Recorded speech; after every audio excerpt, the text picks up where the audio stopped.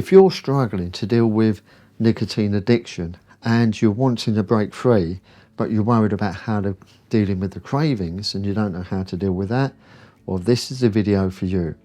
And we want to talk about how nicotine itself is affecting your body, regardless of whether you smoke or vape or any other way you get nicotine. So let's start off with the physical effects of nicotine on your body itself.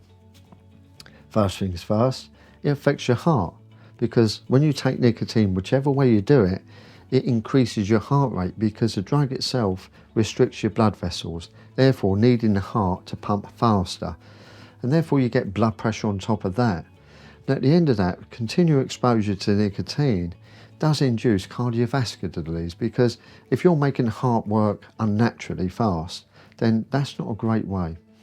And the next thing, your intestines and your diet and how it suppresses your appetite, which some people think, great, I'll stay thin. Well, for the price of, addiction and the price of cardiovascular disease, it's not a great, way to lose weight, because it affects everything. It actually affects insulin levels in your body.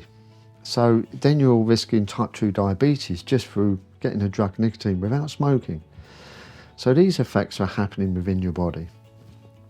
And there's been studies to show that it actually affects your immune system alone without smoking. So there's all these risks you're building up just through nicotine addiction. So it's not a great drug to be addicted to. And with the mental state with nicotine, obviously what it's doing is creating neural connections in your brain and fires off receptors like dopamine, which is a natural feel-good drug that the brain produces when you run, reproduce, romantic evenings. That's all good feeling because that's natural. The brain produces that because the brain's still in a state of hunter-gatherer mode, because we've been evolving for 300,000 years, hunter-gatherers for 290,000 years, and only had civilization for 10,000 years. And a shorter period of that when we actually started to smoke. So the brain has been rewarding us naturally for doing the things that we need to do, like exercise, keeping fit, run away from the predators that come after us, or chase after our food, because that's what it naturally wants to do. It rewards you, gives you those natural reward signals of dopamine. When you reproduce, it says, great, carry on with that, because we want to increase our chances of survival and the species surviving, so we need to produce more people. So all these things are natural things, but with nicotine, you're actually getting the full sense of reward, because it still produces dopamine, but it's false sense. And so that's the thing, it's actually conning you. So when we talk about psychological effects, it's actually giving a sensation of comfort. And that's the important word, sensation. A sense of. It's not actually comforting you, it's not making you really comfortable, because it's giving that full sensation. So when you look at it as conning you, and that's really how you can view it in a negative way, this drug is conning me. It's conning me to think that I'm relaxed when I'm actually not. It's like a con man conning you out of money or anything else, or pretending to provide a service, and it doesn't. So you feel conned, you feel angry towards that person, which is natural. Well, when you start looking at nicotine in that way, where, it gives me comfort. When you start looking at it's conning me to give me comfort, it's not actually giving me comfort, then you can start to build up techniques in your mind and build up neuro connections, new ones, because when you learn something, it produces a new connection in your brain. That then allows you to combat that. When you look at something negative, you don't want it anymore. And that's the thing that you need to do with nicotine. Look at it as a negative, how it's controlling your life, how it's conning you into feeling you comfortable. Because you're not. Because if your heart's racing and your blood pressure's high, well, you're not exactly relaxed. So, and it's restricting circulation of your body, because it's not delivering all the nutrients, but it should get into your body as well. So it's affecting other parts of your body in that way. So all these things you build up in your mind to combat it. And when you think about these, this helps you combat the cravings. And this is the next stage we go on to, is when you move away from nicotine and how you're going to deal with the cravings mentally. because you will face withdrawal symptoms. You actually face with withdrawal symptoms on a permanent basis while you're accessing nicotine, because it takes you up, you get the anxiety, you get that need for the drug, that comfort, and then you take the drug and it calms you down again. And then of course the nicotine dissipates and it's like the receptors go nuts again and tells you want more nicotine, raises your heart rate again and anxiety again. So you're going up and down like a yo-yo continuously, permanently, while you're addicted to nicotine. Whereas my brain now, and I was thinking about it today when I was planning this video, I think my brain, I'm just in this constant level of comfort, of satisfaction, of content. I'm not up and down like a yo-yo. And I'm thinking about it, I was more stressed when I was addicted to nicotine through smoking at the time, and chewing gum, up and down like a yo-yo, always stressed more. But I'm not stressed. And when I do get stressed, my brain deals with it so much faster. I had that emotional issues with stress that everybody faces, but the brain's now dealing with that in a natural way, and disappears, and I'm now back to a constant level again. I don't get anxiety like I used to. So this is the other side of the fence that you want to reach to, because you're suffering the addiction. So therefore you want to be there where I am now, comfortable, relaxed all the time, not feeling that up and down all the time, needing to access something that's making me feel anxious artificially, and also give me that false sense of comfort and conning me into feeling that I'm more relaxed when I'm not. So this is the things that I faced. When I faced the cravings, I armed myself with all this information, built myself up an arsenal of information to help me combat the cravings, which I knew I was going to get. I knew that I accepted it. I accepted I will get cravings because I'm addicted to the drug.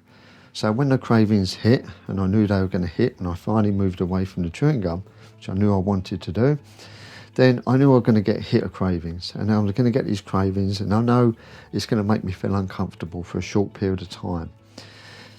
And people are different. They can get different effects. You can have physical effects of withdrawal symptoms, but you've got to accept them.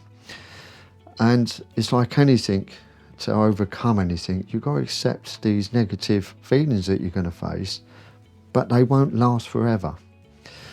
Because when you're addicted to nicotine, when I was, it felt like the world would open up a hole and make me fall without no support.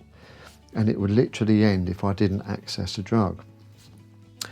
And once you built up this knowledge of negative feelings towards nicotine and arm yourself with all this, it allows you to combat that. You've got a sense of comfort because you know down the road this won't last forever, and I will be more comfortable, more relaxed without nicotine. I won't need that artificial stimulant and conning me into feeling that I'm comfortable when I'm actually not. So it masks the effects and everything else. And you'll reach that stage where I am now. It's nice and constant level. I'm on a nice level playing field. It's not up and down like a yo-yo. And that's where you want to be. So this is what this video is about, to tell you that the light is at the end of the tunnel. You will reach it, but you've just got to accept the cravings. And this is for people that are on their journey on, say, now coming off nicotine. They've gone through coming off of smoking, they've done that, and now they're looking down the road to finally move away from nicotine itself. And this is where you can look at that future. Meditation's a really good thing because it helps train your brain and build up those new neuron connections, that every time you learn something, those neuron connections are formed, and they're permanent. They're permanent in your mind. So that combat there is there all the time. And every time you repeat it to yourself, it strengthens them, gives them more strength to battle the cravings. And you will get the cravings, I can guarantee you that, but accept them. Allow it to just wash through your body. Allow that emotional state just to wash through. You will pass. And then you'll get less and less. It'll be further and further apart. But sometimes you'll get one that goes hit you, and you, without you expecting it, but just recognise it's just a craving. It's okay. It will pass. It's just the addiction trying to fight me, trying to calm me again. And anything you can use in your mind to a negative way to look at it. I know that this will pass, and over time I won't get them, and I'll be free of the addiction, and I'll have a nice constant state of happiness and constant emotional state without the ups and downs of the addiction. And when you start looking at it that way, you can break free from the cravings, accept they're going to happen because it's the natural way the body is.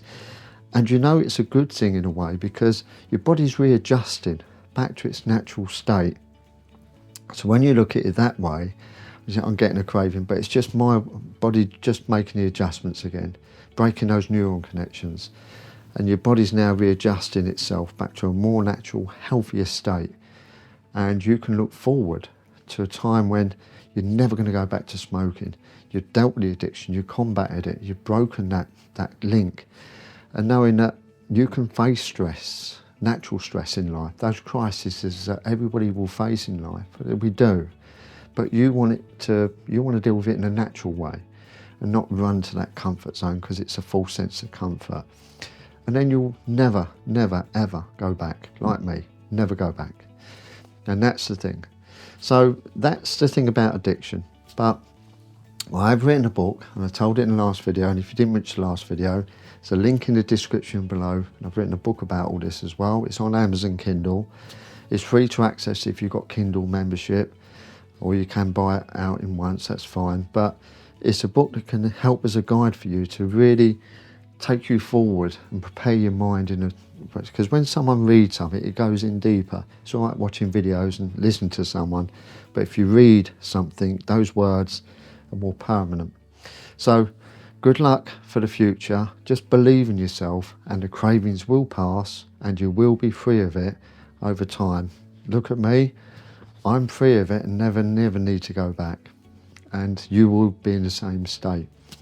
So you don't want to be that person who stopped for 10 years and suddenly a crisis comes along and you reach for the cigarettes or the nicotine, the vape or something else, because you know nicotine's bad and it's not something that you want. So good luck, and I'll see you in the next video.